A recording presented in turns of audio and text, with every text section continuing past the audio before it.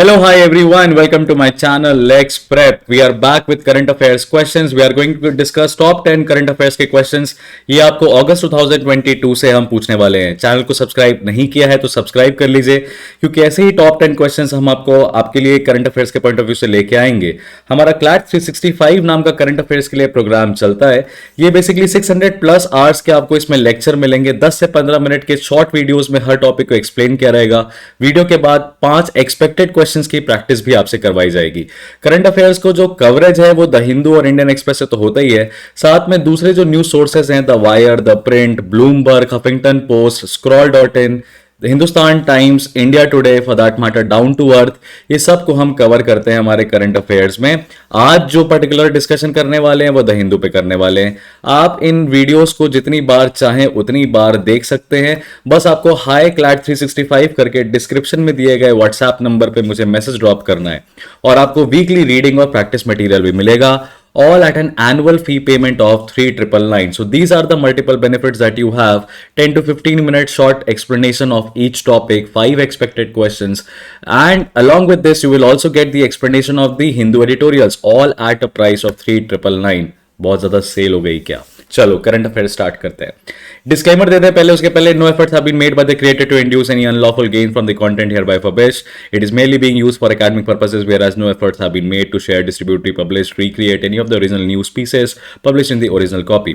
The creator strongly believes the role of these newspapers in currently competitive examinations, hereby urge recurringly in the video asking viewers to maintain a daily habit of reading newspapers. Hereby the creator aims no profit emanating from this exercise, just some good GK content and pro bono knowledge dissemination. Now this is the advantage of doing law. You see, such a good disclaimer. Moving further ahead, this is the first question from the current affairs for you. What is the name of the satellite which accompanied Earth observation satellite via SSLV, got placed in the elliptical orbit instead of a circular one, is no longer usable?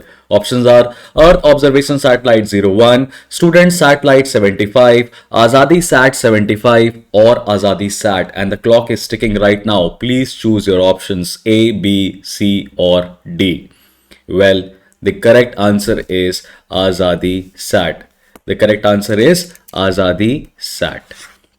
Now, what it appeared in the newspaper? So, this was the news article: satellites launched by SSLV in a wrong orbit, not usable. Why? Why? डालना था उसको अर्थ के circular orbit में, डाल दिया गया उसको elliptical orbit में. ये डिस्टेंस बोला गया 375 किलोमीटर दूर हो चुका है और जो मिनिमम डिस्टेंस है वो अराउंड 76 किलोमीटर का हो गया है. इसकी वजह से सैटेलाइट नॉन यूजेबल हो गई है. बेसिकली इसरो ने इस इशू को आइडेंटिफाई कर लिया था, लेकिन इशू के चलते इसरो को पता ये चला कि भाई एक सेंसर जो है वो फेल हो गया. उसकी वजह से पूरा मिशन सैल्वेज एक्शन मोड में चला गया और बेसिकली जो सैटेलाइट है वो डेविएट कर गई. आज़ादी सैट के ऊपर कुछ पर्टिकुलर फैक्ट्स को देखें तो ये हमारा मेडन एसएसएलवी मिशन था, पहला एसएसएलवी मिशन था, small satellite launch vehicle mission. ये स्मॉलेस्ट सैटेलाइट थी जो कि हम अपने अर्थ ऑर्बिट में डाल रहे थे. 8 किलोग्राम की सैटेलाइट थी. Interestingly, girl students from rural regions were involved in developing these satellites, and the organization which developed this particular satellite is Space Kids India. And this particular Space Kids organization was formed under STEM, that is science, technology, engineering and mathematics. Basically the government is trying to promote the innovation industry in India, skill development and everything under STEM. इस बार का United Nations का जो theme है वो भी है women in space. Moving to the second question, are you ready?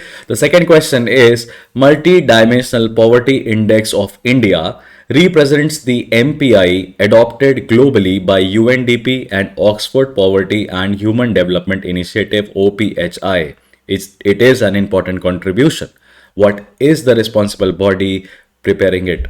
Options are Ministry of Women and Child Development, Ministry of Rural Development, Niti Aayog, Department of Revenue, Ministry of Finance. Choose the correct option. Without a doubt, I would pick C, Niti Aayog. And Why did I say without a doubt? Because I meant that you will use your common sense. In option B, it says Ministry of Rural Development. The moment we hear the word poverty, we try to ascribe it to the rural regions, but there is a concept of urban poverty also. So why would be a particular ministry responsible for rural development would be taking care of the multidimensional poverty index of India? Now we are talking about poverty index of India, which means some governments are being compared, or the particular position of a particular entity is being compared with other. So you cannot compare government of India with government of India. Definitely the smaller political units, the states and the union territories are being compared. And what is the premier organization that promotes competitive and cooperative federalism in India? Niti Aayog is the correct answer. So moving further ahead, this particular index MPI जो है India का जो prepare किया गया है वो foreign का MPI जो है उसके हिसाब से किया गया है, जहां पे इंडिया की रैंकिंग 62 है आउट ऑफ 107 कंट्रीज। अब सस्टेनेबल डेवलपमेंट गोल नंबर 1 है हमारा नो पॉवर्टी, जो कि 2015 में 193 कंट्रीज ने अडॉप्ट किया था। India was also one of them. Multi dimensional poverty index of India की बात करें तो ये 3 पैरामीटर्स, ब्रॉड पैरामीटर्स को कंसीडर करता है, जिसमें हेल्थ, एजुकेशन और स्टैंडर्ड ऑफ लिविंग होता है। इनके सब कंपोनेंट्स की अगर हम बात करें तो हेल्थ के अंदर nutrition, child adolescent mortality, neo antenatal care आ जाता है। एजुकेशन की बात करें तो years of schooling, school attendance. Standard of living की बात करें तो cooking fuel, sanitation, drinking water, electricity, housing, assets, bank account, ये सब स्टैंडर्ड ऑफ लिविंग को डिटरमाइन करता है। हमने जो बेस लाइन पीरियड जो चूज किया है एमपीआई डेटा को कंपेयर करने के लिए वो 2015-16 नेशनल फैमिली हेल्थ सर्वे के हिसाब से है। ये national multi dimensional poverty index जो है ये बेसिकली 12 की कंपोनेंट्स को लेके बनाए जाते हैं, जो हमने ऑलरेडी डिस्कस किया। स्टेट वाइज अगर एमपीआई की परफॉर्मेंस को हम इवेल्युएट करें तो वर्स्ट परफॉर्मिंग स्टेट इसमें बिहार है। आप देख सकते हो इंसिडेंस ऑफ पॉवर्टी यहाँ पे बहुत ज्यादा है। और बेस्ट परफॉर्मिंग स्टेट्स में केरला है, which is again you will find in this index also that it is at the premium position, and Bihar, Jharkhand, Uttar Pradesh, Madhya Pradesh are some of the worst performing states. Union territories की बात करें तो best performing union territory Puducherry है और worst performing union territory Dadra Nagar Haveli है। Moving further ahead, ये editorial basically आया था जहां से ये क्वेश्चन मैंने फेच आउट किया है। इस एडिटोरियल में इंडिया एट द 75 कैसा होना चाहिए ऑथर यहाँ पे बताना चाह रहे हैं, पुलापरे बालाकृष्णन। तो यहाँ पे ये बेसिकली बात की गई थी कि हमें नो पॉवर्टी एलिमिनेट करना है, सस्टेनेबल डेवलपमेंट गोल को बढ़ाना है। इंटरेस्टिंगली क्लास 365 का प्रोग्राम अगर आप ज्वाइन करते हैं तो 3999 में आपको इस तरीके के जो इंपॉर्टेंट एडिटोरियल्स हैं उनका एक्सप्लेनेशन भी मिल जाएगा। सारे एडिटोरियल्स हमारे लिए इंपॉर्टेंट नहीं है, लेकिन जो इंपॉर्टेंट होते हैं उनका एक्सप्लेनेशन आपको इसी प्रोग्राम के अंदर जो है स्पेसिफिक वीडियोस में मिल जाएगा। Moving further ahead, question number 3. A recent study has indicated the growth of acroporal corals, leading to increase in the rate of recovery of the world's largest coral reef. Where is it located? Option A, Fiji. B, Australia. C, Indonesia. D, Mexico. Well, the correct answer, if I say, is Australia, because Great Barrier Reef is there. Why are we asking this particular question? ये explainer आया था the Hindu का news में, जिसमें एक्रोपोलास जो नाम का एक कोरल है उसके रीडेवलप होने की बात की जा रही थी, जिससे देखा जाता कि कोरल रीफ सिस्टम जो है वो अच्छा खासा मेंटेन हो रहा है। अब कोरल रीफ को आजकल बड़ा थ्रेट है, मरीन बायोडाइवर्सिटी खत्म हो सकती है। जैसे कि आप देखोगे great barrier reef 25% of the marine diversity के लिए रिस्पॉन्सिबल है और 1% ऑफ द सी फ्लोर ही लेता है वो बेसिकली। तो बहुत इंपॉर्टेंट है हमारे मरीन बायोडाइवर्सिटी के लिए। और कोरल ब्लीचिंग जो है ओशन वाटर टेम्परेचर बढ़ने की वजह से कैल्शियम कार्बोनेट हॉट वाटर में डिजोल्व हो जाता है, तो कोरल्स खत्म हो रहे हैं, तो इसलिए उनको कंजर्व करने की रिक्वायरमेंट है। और ऑस्ट्रेलिया के लिए तो बहुत बड़ा टूरिज्म का सोर्स भी है। अगला सवाल, there is a growing speculation around stablecoins, which among the following groups / country has agreed to frame MiCA laws, markets in crypto assets, to enforce strict controls on the companies distributing cryptocurrencies classified as stable coins. Question basically is hovering around stable coins. Options are Reserve Bank of India, B, European Union, C, United States of America, D, G20 countries. अब इन सभी options में अगर आप ध्यान से देखो तो आपको बेसिकली दिखाई देगा कि दो यूनियन है, G20 और यूरोपियन यूनियन, और ए और सी जो है, ए हमारे यहाँ का एक इंस्टीट्यूशन है और सी एक कंट्री है। अब मीका लॉस की अगर हम बात करें, ये क्रिप्टो करेंसी को रेगुलेट करने के लिए हैं। स्टेबल कॉइन्स की बात करते हैं, सबसे एडवांस कौन है लॉ मेकिंग बॉडी पूरी दुनिया में? यूरोपियन यूनियन है। इसके डेटा प्रिवेसी के लॉज हमने अडॉप्ट किए, इसके डेटा प्रोटेक्शन के रेजिम के आधार पे इंडिया का डेटा प्रोटेक्शन बिल बन रहा है। GDPR की बात करें तो एडवांस्ड है यूरोपियन यूनियन। हमने न्यूज़ में कहा देखा, ये बेसिकली एक आर्टिकल आया था द हिंदू में, जहां पे regulator sweeping down on stable coins की बात करें तो स्टेबल कॉइन्स क्या होते हैं? देखिए, क्रिप्टो करेंसी के साथ सबसे बड़ा प्रॉब्लम क्या था कि उनका वैल्यू रेगुलेटेड नहीं है। उनका जो वैल्यू है वो कभी भी फ्लक्चुएट कर जाता है। वो बेसिकली मार्केट फोर्सेस पे डिपेंड कर रहा था कि कितने लोग उसको माइन कर रहे हैं, तो उसके वैल्यू को बढ़ाया घटाया जा सकता था। लेकिन अगर स्टेबल करेंसी की बात करें तो वो किसी एक बेसिक मिनिमम वैल्यू पे बेस्ड होगा। तो जैसे कि अमेरिका के डॉलर को कंसीडर कर लीजिए, चाहे गोल्ड को कंसीडर कर लीजिए। यहाँ पे जो बेस्ट स्टेबल कॉइन का बेस्ट एग्जाम्पल जो है वो टेथर है। ये टेथर तीसरे नंबर का फेमस क्रिप्टो करेंसी है, not famous in terms of value, third number पे है। पहला बिटकॉइन है, दूसरा it is Ethereum and third is tether. तो ये यूरोपियन कमीशन ने बेसिकली बात की कि मीका लॉज हम बनाएंगे। Question number 5. Recently, the government of India has withdrawn the draft of data protection bill. It was basically amended 89 times by the Joint Parliamentary Committee. The bill was based on the reports of which among the following committees? A. Arun Goyal Committee, B. Sarkaria Committee, C. Sri Krishna Committee, or D. Rangarajan Committee. The correct answer to this particular question is Sri Krishna Committee. BN Sri Krishna Committee. It was formed basically by the Supreme Court of India in the KS Puttaswamy versus Union of India judgment 2017, which recognized right to privacy by 9 judges bench. 6:3 का ratio था। 6 जजेस ने right to privacy को आधार का act को constitutional बोला, 3 लोगों ने राइट टू प्रिवेसी को इंपॉर्टेंट बताया, लेकिन लार्जली सबने एग्री किया कि राइट टू प्रिवेसी पे कानून बनना चाहिए और उसके लिए एक कमिटी बनाई गई, जस्टिस ये BN श्री कृष्णा कमिटी, और उसके आधार पे पार्लियामेंट को बोला गया कि आप लेजिस्लेशन बनाइए। हालांकि न्यूज में आया कि जो विड्रॉ है ये डेटा बिल का, ये एक बैड मूव है। ये एडिटोरियल आप देख सकते हैं। तो यहां से ये जो क्वेश्चंस हैं ये बेसिकली फेच आउट हुए थे। Sixth question. Recently, India had condemned the continuous attacks from and in Gaza in United Nations. The permanent representative UN from India called for a peaceful solution and accomplishment of the two-state solution. Who is the current permanent representative to UN? A. T.S. Trimurti, B. Urjit Patel, C. Ruchira Kamboj, D. Arindam Bagchi. The correct answer to this particular question is C. Ruchira Kamboj. She is the first woman ambassador to United Nations. और TS Tirumurti हमारे former permanent representative हैं। उर्जित पटेल को हमने AIIB के president चुने जाने पे सुना था, और अरिंदम बागची हमारे स्पोक्स पर्सन हैं मिनिस्ट्री ऑफ एक्सटर्नल अफेयर्स के। तो ये इंपॉर्टेंट लोग हैं। और रुचिरा कंबोज वाला डेवलपमेंट जो है याद रखिएगा। न्यूज़ में हमने कहाँ देखा था? न्यूज़ में ये आर्टिकल आया है जहाँ पे इंडिया का बेसिकली स्टेटमेंट है वो बताया गया है कि क्या बोला है हमने इजराइल पैलेस्टीन के जो डिस्कशंस पे, उसी में मिस कंबोज का नाम हमने देखने को आया था सामने। Question number 7.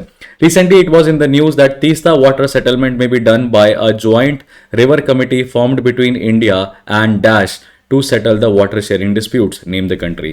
आपसे बेसिकली ये क्वेश्चन पूछ रहा है कि जॉइंट रिवर कमीशन इंडिया का किस कंट्री के साथ है। अगर हम इंडस वाटर कमीशन की बात करें, इंडस वाटर कमीशन की, तो इसके बारे में हमने इंडस वाटर ट्रीटी में देखा है कि 1960 में बेसिकली इंडिया और पाकिस्तान के बीच में हुआ था। ऑब्वियसली इंडस नदी की बात करें तो ये चाइना से निकल के इंडिया होके पाकिस्तान जाती है। तो अब ये तीस्ता नदी कहाँ जाती है? तीस्ता नदी बे ऑफ बंगाल में गिरती है। Obviously the correct answer is Bangladesh. News में हमने कहाँ देखा? न्यूज़ में बेसिकली आपको ये बताया गया कि कुशियारा नदी जो है आसाम की, उसके लिए इंडिया और बांग्लादेश के बीच में एक सेटलमेंट हुआ है। और बेसिकली जो आवामी लीग है वहाँ की जो गवर्नमेंट है वो तीस्ता नदी के पानी को शेयर करने के लिए गवर्नमेंट ऑफ इंडिया से काफ़ी रिक्वेस्ट कर रही है, और गवर्नमेंट ऑफ इंडिया ने बेसिकली स्टार्ट कर दिया है जॉइंट रिवर कमीशन की मानना। ये जॉइंट रिवर कमीशन बेसिकली 1972 में बनाए गए थे। तो उनकी एक फोटोग्राफ है, ये 1982 की एक मीटिंग की फोटोग्राफ है और द हिंदू का ये आर्टिकल है। Question number 8. Nearly 4.5 lakh employees of the postal department went on a strike calling out against the government of India's plan to alter the small savings scheme of post office and introducing India Post Payments Bank. It was announced by Government of India in which of the following years? Now question is asking India Post Payment Banks वाली जो scheme है वो कब announce की गई? A 2015, B 2018, C 2020, D 2022. Guess work की बात करें, गवर्नमेंट ऑफ इंडिया की बीजेपी के जीतने के बाद बेसिकली 2015 और 2018 दो ऐसे साल आप देखोगे बड़े कॉमन हैं ये स्कीम्स के लिए, और उसमें 2014, 2016 और 2019 में आपको कम स्कीम्स दिखाई देंगी एज कंपेयर टू जो आपको 2015 2018 में देखने को मिलेंगी। तो ये वाली जो हम है ये तो एलिमिनेट कर दे रहे हैं, करेक्ट आंसर है 2018। न्यूज में हमने बेसिकली ये आर्टिकल देखा था, देखिए किस तरीके से करंट अफेयर स्टैटिक से कनेक्टेड होता है। तो 4.5 लाख जो पोस्टल स्टाफ के एम्प्लॉइज हैं वो परेशान हैं, कह रहे हैं कि सेंटर जो है हमारी ये स्मॉल सेविंग स्कीम को कॉर्पोरेटाइज कर दे रहा है, अपने अंडर ले आ रहा है। हमारा जो पूरा जो 50% रेवेन्यू है पोस्ट ऑफिस का, पोस्ट ऑफिस डिपार्टमेंट का, वो इन्हीं स्कीम से आता था। 30 करोड़ से ज्यादा अकाउंट्स हैं, 10 लाख करोड़ से ज्यादा आउटस्टैंडिंग बैलेंस है, और उसमें गवर्नमेंट ऑफ इंडिया ने इंटरफेयर कर दिया 2018 में, एक इंडिया पोस्ट पेमेंट बैंक बना दिया। ये इंडिया पोस्ट का एक डिवीजन है जो कि department of post ministry of communication के अंडर है, और उसमें 5 करोड़ से ज्यादा कस्टमर्स ऑलरेडी रजिस्टर हो गए हैं। अब एम्प्लॉइज को लग रहा है कि उनकी नौकरी खतरे में जा सकती है अगर पोस्टल ऑफिस का जो रेवेन्यू है वही खत्म हो जाएगा। तो आगे बढ़े क्वेश्चन नंबर 9 पे। Supreme Court of India has recently stated that it would consider to refer to those pleas imposing ban on persons from contesting elections who are convicted in life imprisonment, यानी किसी को आजीवन कारावास अगर की सजा हुई है तो उनको परमानेंट बैन करा जाएगा इलेक्शन से। ये एक ऐसी पिटीशन आई है सुप्रीम कोर्ट ऑफ इंडिया के सामने, उसने एक्सेप्ट कर ली है। क्वेश्चन पूछ रहा है आपसे, currently representation of people act 1951 imposes a ban on contesting elections of convicts for a period of A 6 months, B 1 year, C 6 years, D 1 general or state election। अभी रिप्रेजेंटेशन ऑफ पीपल एक्ट 1951 क्या कहता है कि अगर आपको सजा हो गई और आप सजा पूरी करके बाहर आए और आप चुनाव लड़ना चाहो तो आप कितने समय के तक पीरियड तक आप चुनाव नहीं लड़ सकते, वो बैन लगा देता है आपके जेल से आने के बाहर जब आते हो उसके बाद। तो ऑप्शन में जो करेक्ट आंसर है वो है 6 इयर्स का है। न्यूज में हमने क्या देखा था, ये बेसिकली जस्टिस रमन्ना जी ने एक पिटीशन जो है एक्सेप्ट कर ली है, और उस पिटीशन में जो एडवोकेट विकास सिंह है, अश्विनी उपाध्याय जी के नाम बिहाफ पे उसने ये कहा कि सर देखिए एक कांस्टेबल भी नौकरी से हाथ धो बैठता है अगर उसको कोई सजा हो जाए, कॉन्विक्शन हो जाए। तो यहां तो हम लॉ मेकर्स की बात कर रहे हैं, तो इन पे तो परमानेंट लाइफ बैन होना चाहिए। लाइफ इंप्रिजनमेंट किया मतलब सीरियस ऑफेंस किया था, उनको आप लॉ मेकर की पोजीशन में कभी आने कैसे दे सकते हैं। तो सुप्रीम कोर्ट ने कहा कि इस चीज को हम विचार करेंगे। Last question of the day, 10th question. Supreme court gave a ruling in June 2022 that the ecological sensitive zones should be created around forests protecting wildlife habitat. Kerala government recently gave nod to the Ministry of Environment and Climate Change instructions following the order. What is the extent of ecological sensitive zone ESZ? A 3 kilometers from the boundary of forest, 2 kilometers from the boundary of forest, 1 kilometer from the boundary of forest, or the extent as determined by the state government. The correct answer to this particular question, if you have read the current affairs, would be C 1 kilometer from the boundary of the forest. This was basically the news जहाँ पे केरला के पिनराई जो cabinet है उन्होंने agree कर लिया है कि हम इको जोन्स बनाएंगे। इसमें पूरा आपको एक एक्सप्लेनेशन आएगा कि किस तरीके से केरला के लिए घातक हो सकता है, लेकिन ये जो प्रपोजल है ये मिनिस्ट्री ऑफ एनवायरनमेंट ने पहले सबमिट किया था। और 23 प्रोटेक्टेड एरियाज हैं केरला स्टेट में, और वहाँ पे ये बेसिकली 1 किलोमीटर का, ऐसे जैसे कि प्रोटेक्टेड फॉरेस्ट अगर ये है प्रोटेक्टेड एरिया है तो इसके चारों तरफ 1 किलोमीटर दूरी पे क्या होगा, इकोलॉजिकल सेंसिटिव जोन होगा। अच्छा, इसका पर्पस क्या है इकोलॉजिकल सेंसिटिव जोन का? बेसिकली नो ह्यूमन इंटरफेरेंस, किसी भी तरह का ह्यूमन इंटरफेरेंस, कोई भी डेवलपमेंट, कोई ऑफिस, कुछ भी नहीं होगा यहाँ पे, कोई नहीं रहेगा यहाँ पे। तो सेंसिटिव जोन्स हैं ये बेसिकली प्रोटेक्ट एरियाज को प्रोटेक्ट करने के लिए। आई होप आपको वीडियो अच्छा लगा होगा। ये टॉप 10 क्वेश्चंस थे। आपने देखा किस तरीके से हम करंट अफेयर्स को स्टैटिक के साथ जोड़ के इंटरेस्टिंग क्वेश्चंस आपसे पूछ रहे हैं, और क्लैट की आदत है इसी तरीके के सवाल वो पूछता है जो लोगों के दिमाग में क्लिक नहीं करते हैं। तो ये सारे वीडियोज आपको 35 क्वेश्चंस को जो क्लैट में है उसमें अपीयर करने के लिए कॉमन सेंस और जनरल अंडरस्टैंडिंग से प्रोवाइड करेंगे, इक्विप करेंगे। तो चैनल को सब्सक्राइब कर लीजिए, वीडियो को लाइक कर लीजिए, अपने फ्रेंड्स के साथ शेयर कर लीजिए, और अगर आपको लगता है तो इस चैनल को, इस प्रोग्राम को, क्लैट 365 प्रोग्राम को ज्वाइन करिएगा। Till then bye bye, take care. मैं आपसे नेक्स्ट वीडियो में मिलता हूं जहां पे हम इसी तरीके के फर्दर डिस्कशंस को टेकअप करने की कोशिश करेंगे।